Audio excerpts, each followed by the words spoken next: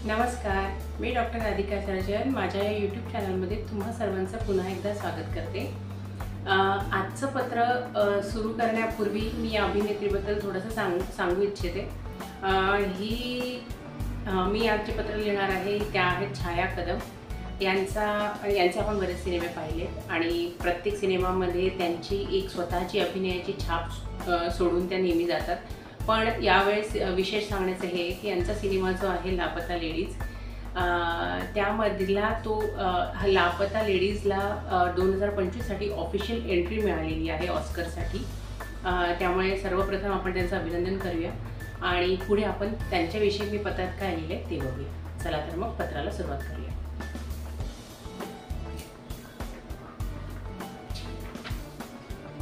प्रिय छाया कदम, तुम्हाला शीरसाष्टांग नमस्कार। तुम्हाला हे पत्र लिहिण्याचं कारण की तुमचं खऱ्या अर्थानं अभिनेत्री असणं होय।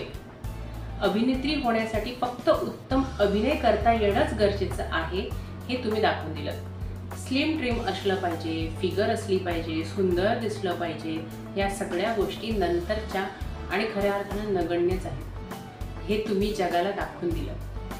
ऑस्कर अवॉर्डसाठी जेव्हा एखाद्या मराठी अभिनेत्रीच्या चित्रपटाला नामांकन मिळतं तेव्हा महाराष्ट्राची शान मान अभिमानानं उंचावते।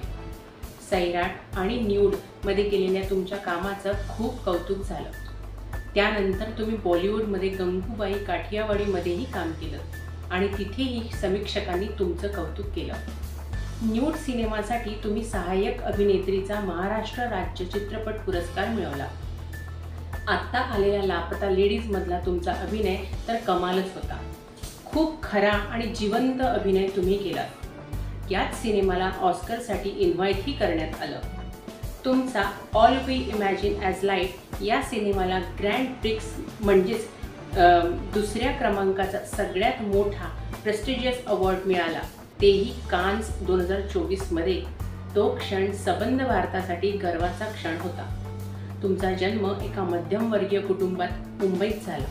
12वीत नापास झाल्यानंतर ही जिद्दीनं उभं राहून तुम्ही तुमचं टेक्स्टाईल डिझाईनमध्ये पदवी मिळवण्याचं स्वप्न पूर्ण केलं। आजकाल परीक्षेत नापास झालं की सुसाईड करणाऱ्या विद्यार्थ्यांनी हे शिकण्यासारखंच आहे।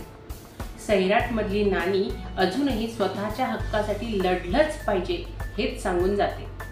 आम्ही आशा करतो की लापता लेडीज या सिनेमाला नक्की ऑस्कर मिळेलच। तुमच्या पुढच्या वाटचालीसाठी हार्दिक शुभेच्छा।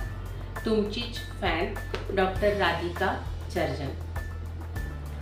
हे पत्र तुम्ही जास्तीत जास्त लोकांपर्यंत शेअर आवर्जून करा। सांगण्याचं कारण हे आहे की मराठी अभिनेत्री आहे, अशा खूप अभिनेत्री आहेत की ज्यांना संधी मिळाली नाही, आम्हाला ग्लॅमर मिळालं नाही म्हणून त्या अभिनय सोडून दुसरंच काहीतरी मार्ग काढतात आणि त्यामध्ये करिअर करतात। पण या अभिनेत्रीचं म्हणजे ह्यांचं एक सांगण्यासारखं खूप आहे। अगदी नॉर्मल फॅमिलीतनं बिलॉंग केलेलं आहे। म्हणजे आपण जे एक अभिनेत्री म्हटलं की आपल्या डोळ्यासमोर एक फिगर येते की नाही, ती अशीच असली पाहिजे, स्लिम ट्रिम असली पाहिजे, तिची एक विशिष्ट फिगर असली पाहिजे, ती सुंदर दिसली पाहिजे, उंच असली पाहिजे। त्या सगळ्या गोष्टींना असं छाटून आणि भेदून काढलंय या अभिनेत्रीने। फक्त अभिनय सुंदर, म्हणजे खरंच अभिनय कशाला म्हणतो आपण, कलाकार म्हणतो, एक अभिनेत्री कशाला म्हणतो, तर हे या छाया कदम त्यांनी आपल्याला प्रत्येक सिनेमात दाखवलंय। आणि मराठी माणूस, मराठी अभिनेत्री आहे, मराठी मुलगी आहे। आपण सगळ्या महाराष्ट्राने खूप कौतुक करणं गरजेचंच आहे।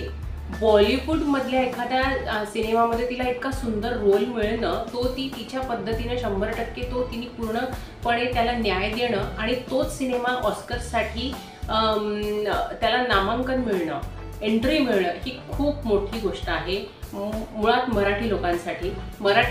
लोक जर मराठी लोकांचं कौतुक करणार नाही तर मग दुसरं कोण करणार। सो प्लीज हा व्हिडिओ सर्वात जास्त शेअर केला पाहिजे। शेअर तुम्ही करा अशी माझी तुम्हाला कळकळीची विनंती आहे। सगळ्यांना हे कळू देत, पोहोचू देत। सबस्क्राईब करा सगळे लोक, खूप लोक सबस्क्राईब करा या व्हिडिओला आणि शेअर करा, सो दॅट की आपली मराठी अभिनेत्री जेव्हा देशाच्या अभिनय क्षेत्रात सगळ्यात मोठ्या अवॉर्ड फंक्शनसाठी जाते तेव्हा आपलीच मान उंचावत असते। ही गोष्ट प्लीज लक्षात ठेवा आणि आपण मराठी लोक आपल्या मराठी लोकांचं कौतुक करण्यासाठीच खूप कमी पडतो. तुम्ही बाकी इतर राज्यांमध्ये जा. आता मी इथे हा एक सोशल प्लॅटफॉर्म आहे, त्यामुळे मी इथे फार काही इतर लोकांबद्दल बोलू शकत नाही, पण ही फॅक्ट आहे. मी मुंबईत राहते, इथे सगळ्या समाजाची माणसं राहतात, त्यामुळे कोण कसं वागतंय, आपण किती मराठी लोक नुसतं बोलून चालत नाही. आपण आपल्याच मराठी लोकांना उभं धरून ठेवलं पाहिजे, कारण आपल्यामध्ये तेवढं टॅलेंट आहे. सो ही आपली जबाबदारी आहे. समाज म्हणून, माणूस म्हणून आपण आपल्याच लोकांना पुढे नेलं पाहिजे, आपल्या लोकांचं आपण भरभरून कौतुक केलं पाहिजे आणि आपल्याच लोकांचा आपण प्रचारही केला पाहिजे. सो म्हणून मी तुम्हाला मनापासून विनंती करते की सगळ्यात जास्त हा व्हिडिओ शेअर करा आणि सबस्क्राईब करा. थँक्यू. धन्यवाद.